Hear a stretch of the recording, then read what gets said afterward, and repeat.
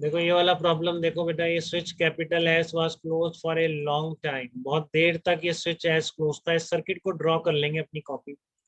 बहुत देर तक आपका सर्किट क्लोज था, ठीक है, काफी देर हो गई थी सर्किट बने हुए। फिर आपने क्या किया, now at T equal to zero it is open, जब आपने इसको ओपन कर टी इक्वल टू जीरो, ठीक है, तो find out the total heat produce in the resistance R1। तो R1 में टोटल हीट प्रोड्यूस कितनी होगी। तो ये बहुत कैपेसिटर में भी कराया था सेम प्रॉब्लम। पहले हमें कैपेसिटर लगा देता था, क्या फर्क पड़ता, ठीक है। अभी मैंने इंडक्टर लगा रखा है, तो जब इंडक्टर लगा रखा है आपने, ठीक है, तो आप पहले तो ये निकालो इसमें एनर्जी स्टोर्ड कितनी है, क्योंकि जब आप ओपन करोगे ना बेटा, ये इंडक्टर इसके थ्रू डिस्चार्ज हो जाएगा ना दोनों रेजिस्टेंस के, ठीक है। और फिर आपको पता है कि दोनों ये पैरेलल में लग रहे हैं, तो इनमें पावर डिसिपेशन क्या होता है, फार्मूला रेजिस्टेंस में V square upon capital R होता है कि नहीं, बताओ।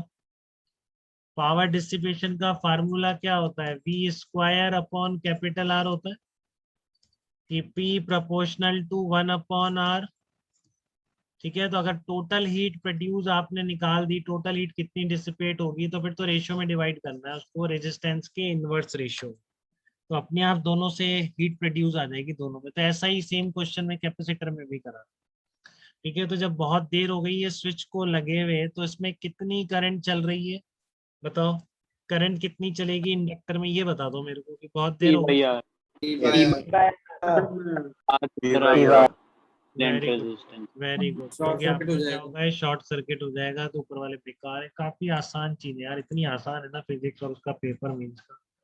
मेरे समझ नहीं आता कि कोई अगर 25 ना करे तो क्यों ना करे उसको, तो कुछ होता ही नहीं है, सीधे सीधे फंडे एकदम, ठीक है। तो आपने क्या करा, इसको क्लोज कर दिया, ये सिचुएशन है। तो इसलिए सब बच्चे बोले कि after long time of closing the switch E by R current inductor में से चलेगी। तो इंडक्टर में जब आई करंट चल रही है, तो उसमें energy stored half L I square होती है, जैसे कैपेसिटर में हाफ सी वी स्क्वायर या क्यू स्क्वायर बाई टू सी होती थी। कैपेसिटर में क्या होती थी, क्यू स्क्वायर बाई टू सी या हाफ सी वी स्क्वायर होती थी, ठीक है। वैसे इंडक्टर में कितनी होती है, half L I S square, ठीक है। तो आई एस कितना है आपका, ई बाई आर है, तो E square L upon two R square, ठीक है। E square L upon two R square आपकी एनर्जी स्टोर्ड आ जाएगी, ठीक है। E square L upon two R square energy stored आ जाएगी। तो अब इस एनर्जी को आपको दो में डिवाइड करना है, बट क्यों इनवर्स रेशियो में करना है ये भी मैंने बहुत क्लियर किया, क्योंकि पैरेलल कॉम्बिनेशन है। Power is equal to V square upon R, ठीक है। तो power proportional to one upon R, तो टोटल हीट जो भी है that will be distributed in the inverse ratio of resistance, ठीक है। तो delta H one upon delta H two कितना आएगा, R two upon R one. तो delta H one plus delta H two कितना आया आपका, ये आ गया L E square upon two R square. तो बस अब क्या निकालना है, डेल्टा एच वन निकालना है, रेजिस्टेंस आर वन में से। तो डेल्टा एच टू की वैल्यू उठा के इसमें रखो, अपने आप डेल्टा एच वन दिख जाए। ये आया डेल्टा को, मैं रेशियो में नहीं करता हूँ अरियंता, बिल्कुल मैंने कोई रेशियो वेशियो नहीं कर रहा, ठीक है ना। एक इक्वेशन ये है, दूसरी ये रेशियो, तो ये वाला तो क्लियर है आपको, वी स्क्वायर अपॉन आर, तो डिवाइड कर दिया बेसिकली, तो हीट प्रोड्यूस कितनी आएगी, आर टू। तो इन दो इक्वेशन को सॉल्व करना है अरियंता आपको, बताइए बेटा, आ रही बात समझ में अरियंता आपको ये चीज। Yes sir. हाँ, इन दोनों इक्वेशन को जस्ट सॉल्व करिए आप, बस डेल्टा एच टू उठा के इसमें रख दीजिए, तो अपने आप डेल्टा एच वन आपका निकल के आ जाए, ठीक है ना। सर डेल्टा एच वन आप, कोई दिक्कत, रेशियो भी आता है। जैसे रेशियो भी आ गया आपको, चलो वेरी गुड। और कोई कह रहा है, कुछ कह रहा है चाह रहा है इसमें, बताइए उससे ये कुछ। सर सर इसमें स्विच ओपन के बाद मतलब क्या हुआ है, इसमें करंट तो फिर जा नहीं रहा, नहीं, इतनी करंट हीट इसके थ्रू डिस्चार्ज हो गया ना, अरे यार उससे तो कम पड़ रहा है क्या इसका, कैपेसिटर वाला क्वेश्चन भूल गया है वाला, कैपेसिटर में कराया था ना, याद हीटिंग, याद heating, yes sir. Heating effect में जब आपने पहले बहुत देर तक एनर्जी स्टोर थी, अब आपने ओपन कर दिया, तो इधर से तो करंट चल नहीं सकता है, तो टूट गया सर्किट। तो इसमें से यस चलेगा ना, इन दोनों में से चल के पूरा इंडक्टर डिस्चार्ज होगा। तो कि सारी एनर्जी जो इंडक्टर की है वो हीट में ही डेवलप होगी, बताओ।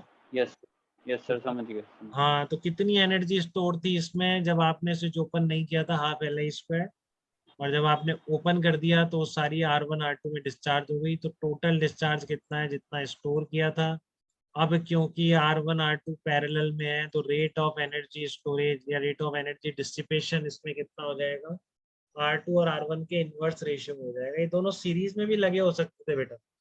फिर जो डेल्टा एच का रेशियो होता है वो R1 अपॉन R2 होता है, रेजिस्टेंस के प्रोपोर्शनल होता है हीट प्रोड्यूस दोनों, अगर दोनों सीरीज में होते हैं, क्योंकि उसमें आई सेम होता, तो P equal to I square into are.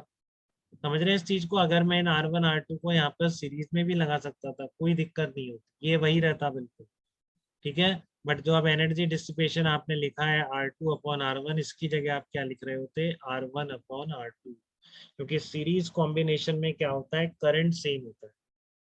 देख रहे हैं सीरीज कॉम्बिनेशन में क्या होता है, आपका करंट सेम होता है। तो अगर ये आपका R1 है, ये आपका R2 है, तो इसमें करंट सेम है, ठीक है। तो करंट सेम है, पावर क्या होती है, आई स्क्वायर आर होती है, ठीक है। तो P1 अपॉन P2 कितना आएगा, R1 upon R2। P1 upon P2 कितना आएगा, R1 अपॉन, ठीक है। और अगर पैरेलल होती है, अगर ये पैरेलल होती है, इधर ये होता R1, ये R2, VA माइनस VP आपका V है, तो P1 अपॉन P2, P क्या हो गया, V स्क्वायर अपॉन R से होगा, V सेम है दोनों में, तो ये इनवर्स रेशियो में हो जाएगा। याद रखिए, बहुत ही इंपॉर्टेंट बात है, यही यूज करिए मैंने, ठीक है। अगर सीरीज में होता है तो delta H1 upon delta H2, R1 upon R2, parallel में है तो R2 अपॉन R, ठीक है। सिंपल आई स्क्वायर आर की बात।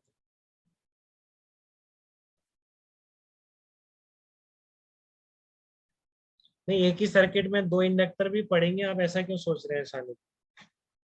आपको सीरीज और पैरेलल कॉम्बिनेशन नहीं पढ़ाएंगे क्या इंडक्टर के? जब रेजिस्टेंस के पढ़ा दिए, बैटरी के पढ़ा दिए, कैपेसिटर के पढ़ा दिए, तो क्या आपको लग रहा है कि इंडक्टर के नहीं पढ़ाएंगे सीरीज और पैरेलल? ऐसा क्यों लग रहा है? नहीं सर, वो अभी तक एक भी क्वेश्चन करे नहीं है सर, इसलिए मतलब पूछ रहा था। नहीं, तो इंडक्टर के भी पढ़ने पड़ेंगे, आपको कोर्स में नहीं है बिल्कुल भी, बट हम पढ़ेंगे, ठीक है। इंडक्टर के कॉम्बिनेशन भी पढ़ेंगे हम, सीरीज पैरेलल कैसे, उन पे इक्विवेलेंट से कैसे रिप्लेस करना, कभी आ जाए तो, ठीक है। चलो, यहाँ तक की बात क्लियर है आपको एकदम?